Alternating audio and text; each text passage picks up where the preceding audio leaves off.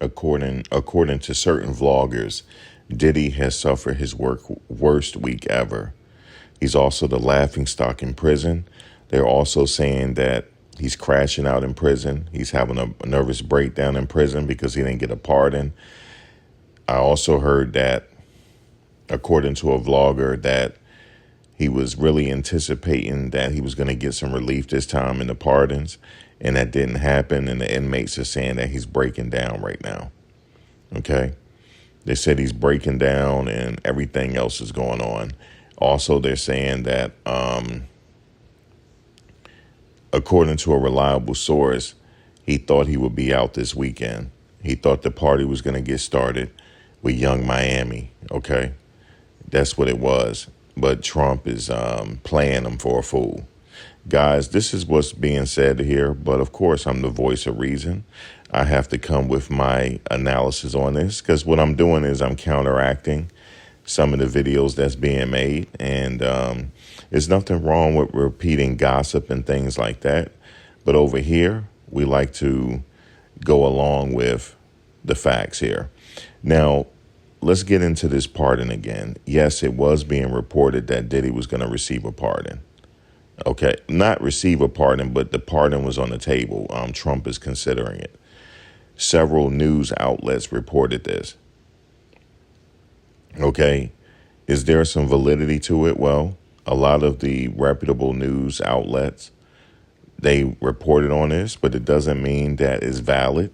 I have to say that. But I did make a video saying that it looks like he might get a pardon.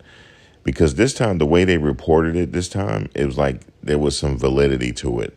The way they reported it, he said that the pardon was on Trump's table. Well, he has a lot of pardons on his table. He has a lot of cases where he signed clemencies.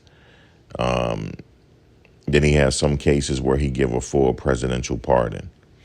Then they came back and reported saying that Diddy didn't make the cut, meaning that Trump in his round of signing clemencies and pardons, Diddy didn't make the cut there after careful consideration. But they did say that Trump was considering Diddy's case for a pardon. Now, take it for what it may, right? Take it for what it may. Then some people seem to think that 50 Cent was a catalyst in convincing President Trump not to give Diddy a pardon.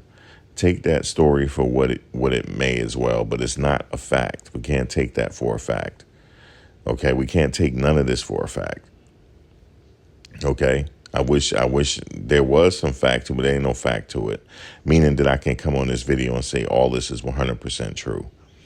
Now, as far as the story of Diddy crashing out in prison, saying that he's having a total meltdown, there is no validity to that as well, that he's having a total meltdown. That would have came out already. But again, some people like to report on gossip, which is cool. I mean, a lie is more entertaining. You know what I realized, guys? This is what I realized, because I'm reporting on the news now. I took my channel into a whole different direction. I'm reporting on daily news, which means that I'm reporting multiple times a day. When the news comes out or when there's rumors and things like that, that's what I cover. What I'm starting to realize is a lie is more entertaining than the truth. And a lot of people are into that because these videos are getting a lot of hits, which I'm not mad because, hey, get your money. And I'm a firm believer in YouTubers getting their money. But the way they're reporting it is they're reporting gossip. And, you know, I didn't have an epiphany, but I was thinking about it. I'm thinking about life before the internet, right?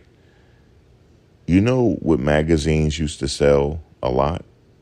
The National Enquirer and other tabloid magazines. Why?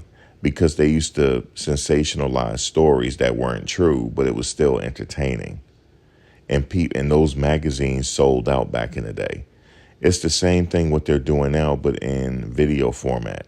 It's almost like the National Enquirer. And I started realizing, I was like, even though it's a lie, but it's still entertaining to hear at the same time, if that makes sense to you. So I really started to, say, you know what? it is entertaining sometimes, even though, like, for example, if you title a video, Diddy totally had a breakdown in prison. That, even though people know more than likely that's not the case, but just to hear about it anyway, it's just like reading the National Enquirer back in the day. I can't remember the other publications. It's been so long, but I know the National Enquirer was one. Not the Village Voice. The Village Voice was kind of a publication, like a regular publication. Sometimes they had tabloid type of material in it, but most of the time it was a series of short articles written by different journalists. I can't think of the other one. National Enquirer. I can't think of the other ones, but you know what I mean.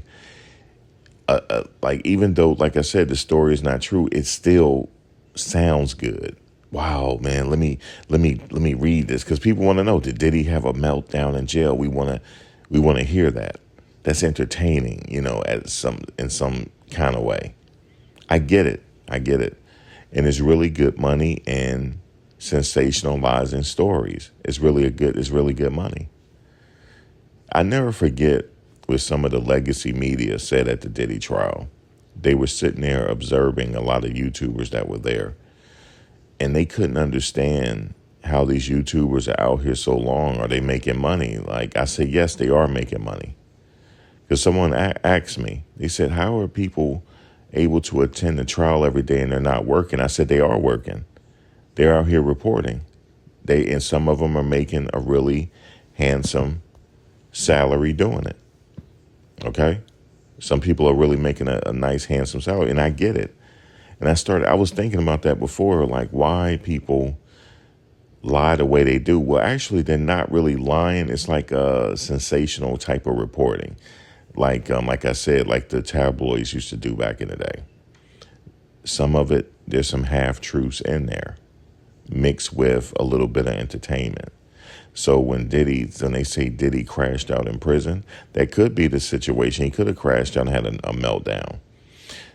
But how likely is that story to be true? Probably not that likely.